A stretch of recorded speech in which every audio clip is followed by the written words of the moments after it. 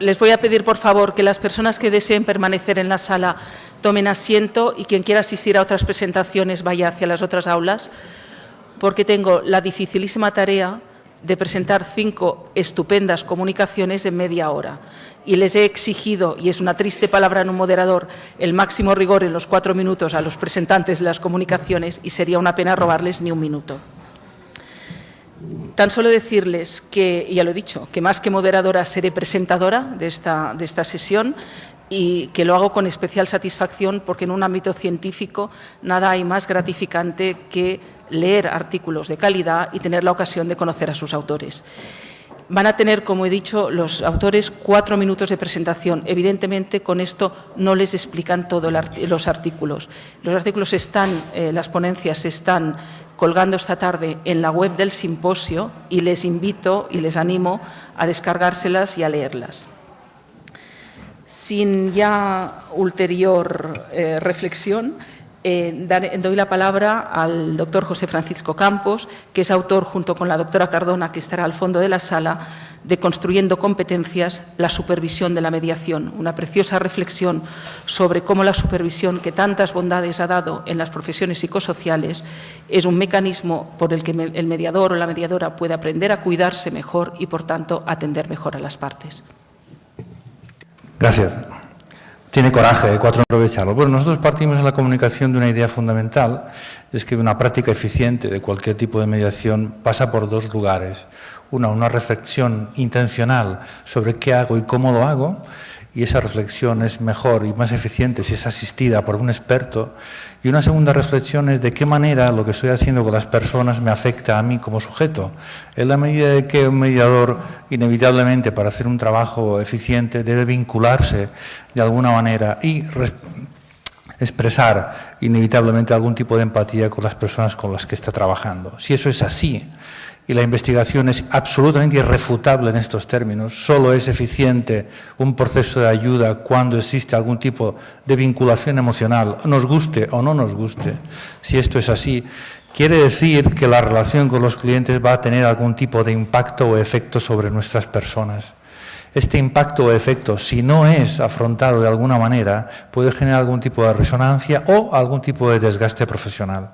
Si ese desgaste progresivo a lo largo del tiempo, que se junta a otras historias personales de cada uno de nosotros, no es afrontado, puede acabar generando algún tipo de fatiga por compasión, traumatización vicaria o incluso el síndrome tan famoso del burnout que todos conocemos, pero que sería el último momento de un proceso de desgaste importante. ¿Cómo contrarrestar esta cuestión? La propuesta es la supervisión, que ha dado excelentes resultados en la inmensa mayoría de profesores que trabajan en el ámbito de la relación de ayuda.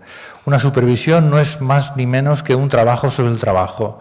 Un supervisado y un supervisor trabajan sobre esas dificultades, esos aciertos, esos procedimientos, en el análisis reflexivo y consciente de las personas que están enfrentándose día a día a trabajar con conflictos. Y recuerdo que trabajar con conflictos es trabajar en contextos altamente tóxicos, muy tóxicos, en los cuales los mediadores no se van a escapar. Primera amonestación. Bien, ¿qué quiere decir supervisar? Quiere decir pensar con otro a través de un proceso de alianza, no de confianza. La confianza es un concepto muchísimo más poco detallado. La alianza se puede medir, la confianza quizá no tanto. Un proceso de alianza conjunto a partir del cual alguien experto puede ayudarnos, no nos evalúa, no nos cuestiona, no nos vigila lo que estamos trabajando, sino que hace buenas preguntas y es capaz de acompañarnos en un proceso de análisis y de aprendizaje, en analizar qué hacemos, cómo lo hacemos, de qué manera lo hacemos, cómo nos está afectando y de qué manera podemos cuidarnos. Luego tiene una valencia que va a ser útil en la práctica profesional, tiene una valencia que va a ser útil en el conocimiento, el autoconocimiento, y tiene una valencia muy interesante que es el de la protección y el autocuidado. Si no nos autocuidamos, no podremos cuidar la mediación, no podremos cuidar a nuestros clientes, no podemos trabajar eficientemente y muy probablemente la mediación fracasará. Gracias.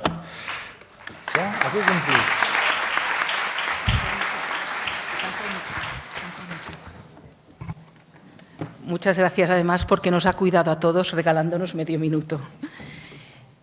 Tenemos ahora la presentación de la mediación obligatoria e inducción a la mediación, que es una comunicación preparada por la doctora Esperanza Ginebra Molins y el doctor Jaume Tarabal Bosch, ambos profesores de Derecho Civil de la Universidad de Barcelona y miembros del equipo jurídico del Libro Blanco de la Mediación en Cataluña. Es una reflexión desde el análisis comparado sobre la mediación obligatoria, entendida como paso previo a acudir a la jurisdicción ordinaria. Gracias. Hay límites de tiempo, también hay límites de espacio. Estamos todos en un atril. Me subo allí y ya mejor. Sí.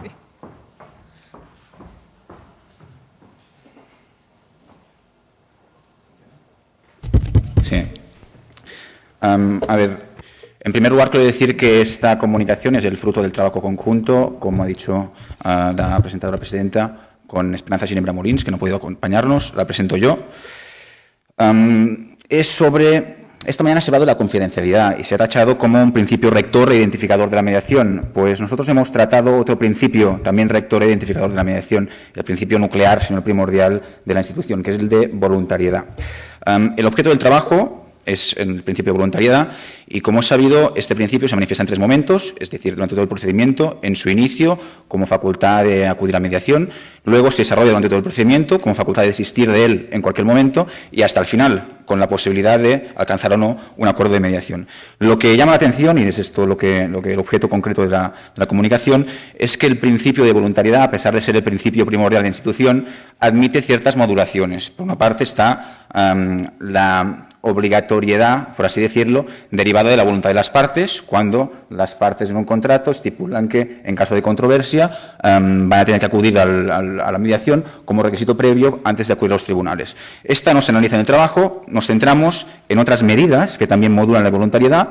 Una sería la mediación obligatoria, la llamada mandatory mediation, con el ejemplo italiano, y otra sería, en este caso la mediación claramente deriva de la ley, no de la voluntad de las partes, y otra sería una que está a caballo, no es del todo mediación obligatoria, pero hemos bautizado como inducción a la mediación, que son medidas, incentivos, sanciones que, en cualquier caso, sea tanto la mediación obligatoria como las cláusulas de mediación, como los incentivos y sanciones, están avalados por la directiva que prevé la carta blanca a los Estados miembros a la hora de transponerla para que lo hagan en el sentido de la obligatoriedad o de la voluntariedad como estimen oportuno.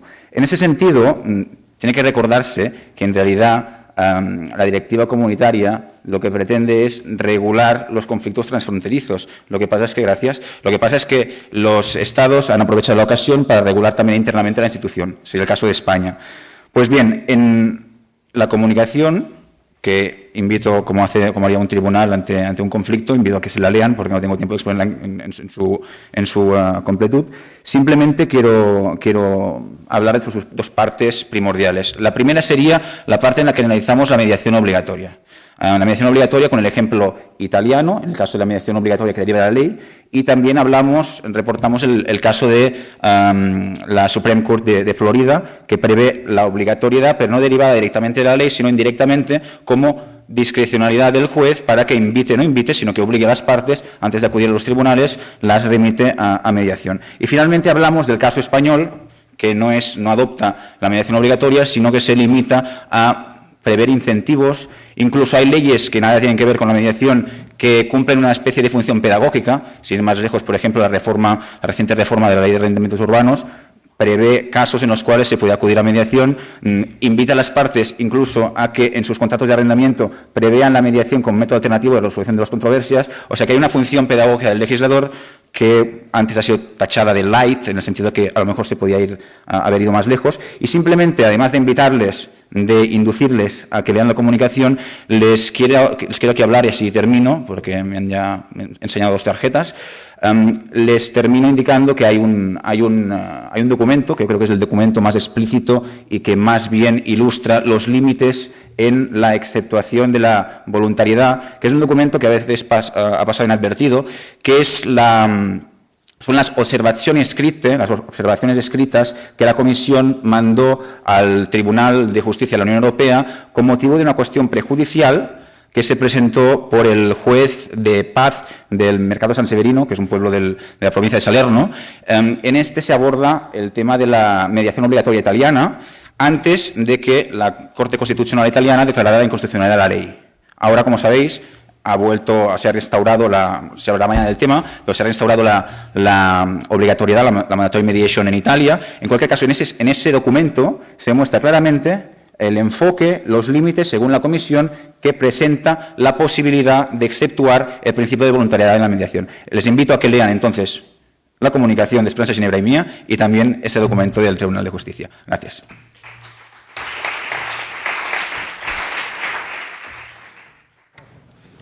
Las tarjetas no son amonestaciones. Hemos pactado un sistema de ayuda con lo que yo voy indicando los minutos que quedan. Van todos perfectamente en tiempo.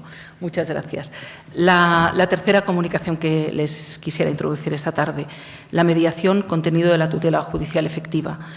La autora es la doctora Gracia Morales, que es secretaria judicial sustituta de refuerzo en los juzgados mercantiles 1 y 2 de Sevilla y que es una experta en este tema. Ha defendido este verano la tesis doctoral sobre ello y nos va a reflexionar. Muchas gracias. Gracias, buenas tardes. Retomo rápidamente como punto de partida 3 ideas fundamentales de esta mañana, que asumo como propias porque de alguna manera las muestro en el desarrollo de mi tesis doctoral. El ministro de Justicia ha dicho que estamos ante un cambio de paradigma, un cambio global del sistema de justicia civil, un cambio y una redefinición del sistema. Por otro lado, en las experiencias de mediación, Luis Aurelio nos habla de una gestión judicial del conflicto por los propios protagonistas, una gestión en primera persona. Y por otro lado, en las experiencias de mediación intrajudicial en Murcia, se nos dice que qué atractivo sería ofrecer en la Carta de Servicios de la Administración de Justicia el servicio de mediación. Pues bien, yo les pregunto, ¿todo esto qué significa? Pues significa algo que todavía levemente no he escuchado a lo largo de la mañana, pues significa, sinceramente, un nuevo escenario, también desde un punto de vista constitucional y desde el punto de vista del derecho fundamental a la tutela judicial efectiva, porque el que en el artículo 24 de la Constitución no se recoja la tutela judicial efectiva, en la tutela judicial efectiva la mediación no debe sorprendernos. El constituyente no tenía en su cabeza la idea de la mediación y no podía tenerla porque no era una realidad presente en nuestro sistema. Pero esto no quiere decir que no la podamos considerar incluida, porque una constitución, el proceso constituyente, y desemboca en un proceso que va a derivar en el inicio de un desarrollo por el ordenamiento jurídico. Punto de partida, por tanto, del ordenamiento jurídico, a través del cual la sociedad tiene que ir dando respuesta a todos los conflictos y a todos los problemas que se vayan presentando. Y desde mi punto de vista, la mayoría de las veces, en esto está centrado mi tesis doctoral, obedecen a una deficiente e inadecuada gestión de la comunicación y del conflicto, al que no se le ha dado el espacio ni por los operadores jurídicos ni en la formación jurídica. Por tanto, una Constitución en sintonía con la evolución de la sociedad es flexible, se va adaptando y debe de ir respondiendo e integrando nuevos retos en su desarrollo. El constituyente tenía una idea de tutela judicial efectiva, no pensaba en la mediación, pero lo que pensó en un determinado momento no quiere decir que posteriormente no pueda contenerse y no pueda apreciarse como tal, porque el derecho fundamental en la Constitución tiene un mínimo, de ahí se expande, se extiende en el ejercicio no solo que hace cada individuo de sus derechos e intereses, sino sobre todo también por el ejercicio de los poderes públicos. Pero este mínimo, ¿qué significa? Que todo conflicto que llegue a un sistema universal de justicia tiene que tener una respuesta en el sistema público, una respuesta fundada en derecho, inclusive la inadmisión. Pero de ahí esto no quiere decir que nos tengamos que quedar estancos en el sistema ahí. ¿Quiere decirse que actualmente el sistema es suficiente para tratar la complejidad de los conflictos y el proceso de comunicación? La respuesta es que no. Como no es suficiente, por eso se trabaja con la idea de introducir un nuevo paradigma que no es más que introducir un cambio, un quiebre en un sistema que presenta disfunciones, que presenta crisis y que presenta anomalías para mejorarlo en su funcionamiento. ¿Podemos corregir todas las disfunciones que tenemos en el sistema? Por supuesto, dando el tratamiento al conflicto y a la comunicación. El conflicto no es estático, es dinámico, es complejo, es sistémico, y en el sistema de justicia lo que ocurre es que se le disecciona y se le trata entre adversarios, entre una tendencia a elegir entre opuestos positivo o negativo, justo o injusto, pero el conflicto no es estático como una respuesta en una sentencia judicial, sino que es dinámico e incluye una cantidad de variaciones y matices que se deben de considerar hoy como integrantes en la tutela judicial efectiva, y les invito a que profundicen en esta ponencia porque ha merecido mi tesis doctoral la calificación de cum laude. Muchas gracias.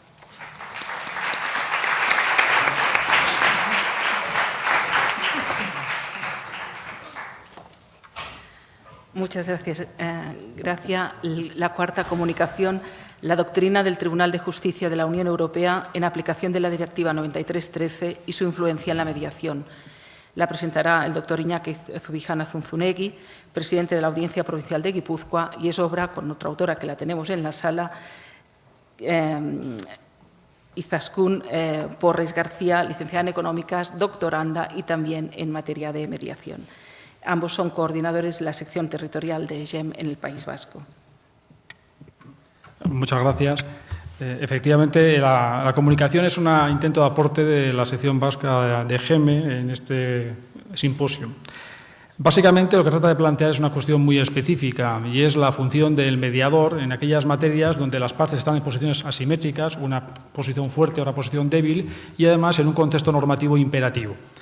Esto, evidentemente, plantea una especial dificultad, da lugar a que el ordenamiento jurídico en muchas ocasiones lo que se plantea directamente es una prohibición de la mediación. Por ejemplo, el ejemplo más específico en el orden penal sería la prohibición de mediación en violencia de género, o puede dar lugar, como ocurre en materia de consumo, en materia mercantil, a que no exista tal prohibición, pero sí que, en cierta manera, esta existencia de posiciones asimétricas y esta normatividad imperativa obliga al que el mediador tenga que tener una formación específica en este ámbito.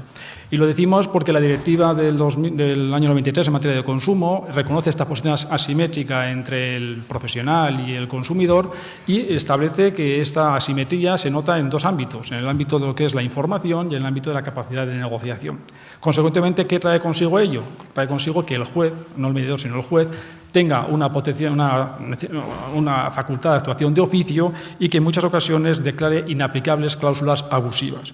¿Cuál va a ser, digamos, la función del mediador en estos ámbitos? El mediador entendemos que no puede colocarse extramuros de la legislación, es un instrumento, un elemento que tiene que tener necesariamente en cuenta, y lo conectamos con algo muy próximo en el tiempo, como es la directiva recientemente publicada en junio del 2003 en materia precisamente de resolución alternativa de conflictos en materia mercantil, en el que precisamente en el artículo 11 habla de legalidad, y lo que viene a decir es que el acuerdo al que se pueda llegar en estos ámbitos de resolución alternativa de conflictos no pueden otorgar a la consumidor una protección inferior a la que normativamente tiene garantizada.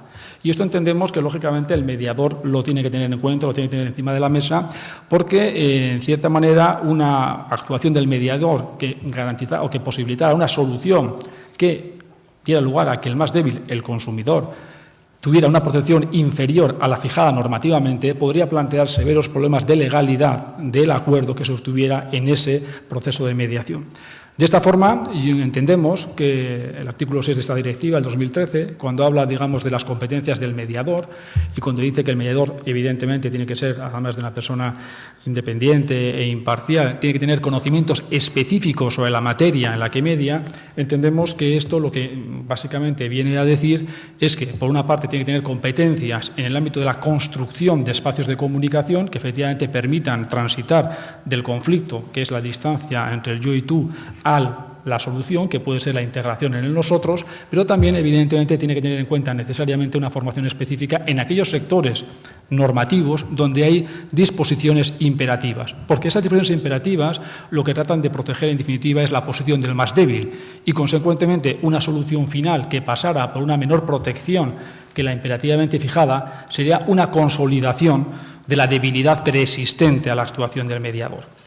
efecto inmediato, y con esto ya voy a terminar, incluso no agotando los 4 minutos, es que lógicamente ese acuerdo puede ser cuestionado en sede judicial y, en cierta manera, el espacio construido durante la mediación, en tanto en cuanto está construido sobre la consolidación de la posición preeminente, va a dar lugar a una resolución judicial en el que se deja sin efecto lo realizado y, consecuentemente, priva de toda validez a lo adoptado en el espacio de mediación, con lo cual el espacio de mediación, en vez de llevar a una posición, digamos, de acercamiento, a una posición donde alguien vea reconocidas sus necesidades, hubiera consolidado una posición de distanciamiento. Dicho esto, lógicamente invito al que tenga interés en la materia al poder analizar la comunicación, hacer las aportaciones, sobre todo críticas que entienda que sean factibles, y agradezco a la organización tanto la buena organización del simposio como la posibilidad de poder haber explicitado en 4 minutos o 3 minutos 50 segundos lo que acabamos de reflexionar. Gracias.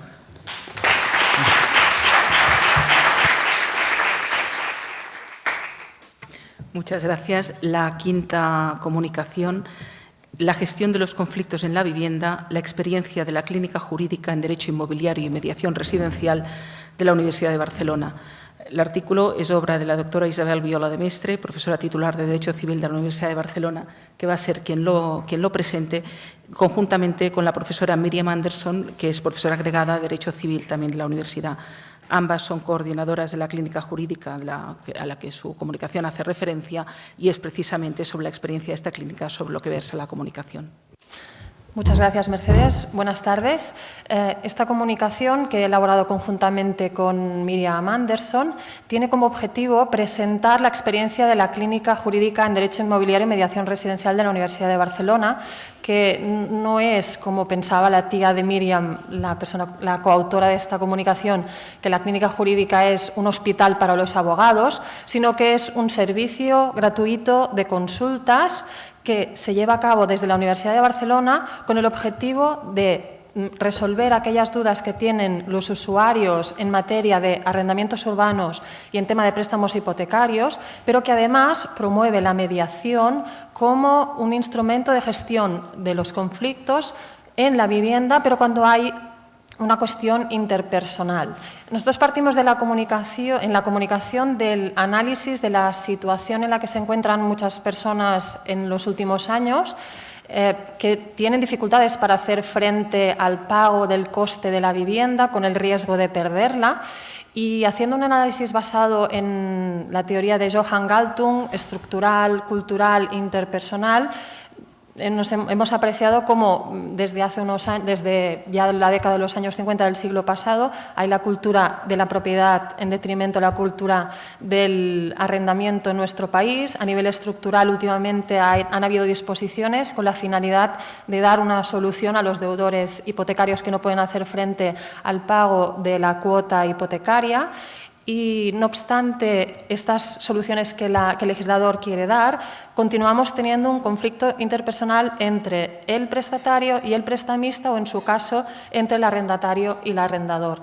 Y pensamos que la mediación puede ser un instrumento de gestión de estas situaciones, y como creemos en ello, en la Clínica Jurídica en Derecho Inmobiliario y Mediación Residencial que iniciamos hace un par de años en la Universidad de Barcelona, a los alumnos que se matriculan en las prácticas externas les damos la posibilidad de acceder directamente a casos reales, porque son los usuarios que a través de la página web nos formulan su consulta sobre temas de arrendamientos y temas de préstamos hipotecarios, que además no solo los alumnos tengan la oportunidad de este acceso a un caso real, pedir la información y analizar la cuestión jurídica y cómo debe darse la información correspondiente a este usuario, sino que además les damos la oportunidad de que, si se identifica que el conflicto es interpersonal y por tanto la mediación podría ser una buena herramienta para gestionarlo, para solucionarlo, se les da la posibilidad de que asistan a las sesiones informativas que se les explica al usuario en qué consiste la mediación, y en su caso, si nos lo autoriza, también tienen la posibilidad de asistir a las sesiones de mediación que se derivan a los mediadores externos que colaboran con la clínica. Como pueden imaginarse, o como podéis imaginaros, para los alumnos de Derecho, el recibir información sobre mediación ya es en sí positivo. Si además tienen la posibilidad de asistir presencialmente a estas sesiones de mediación, es gran ayuda en su formación. Por otra parte, también el servicio de consultas nos permite al usuario darle la información de mediación, porque muchas veces, como decíamos esta tarde, desconoce la existencia de esta posibilidad de gestionar el conflicto. La clínica no cura, pero la clínica sí que da la posibilidad al usuario de tener información sobre mediación y al alumno la posibilidad de recibir formación en temas de mediación. Para más información, aparte de la comunicación, las 3 Ws, clínicajurídicainmobiliaria.org. Gracias. Bueno, no me resta más que les diría que me siento culpable si no fuera porque he sido injusta, y lo sé, injusta, pero porque me han obligado a ser injusta. Realmente les invito a que se descarguen las comunicaciones, las 5 comunicaciones, y las lean.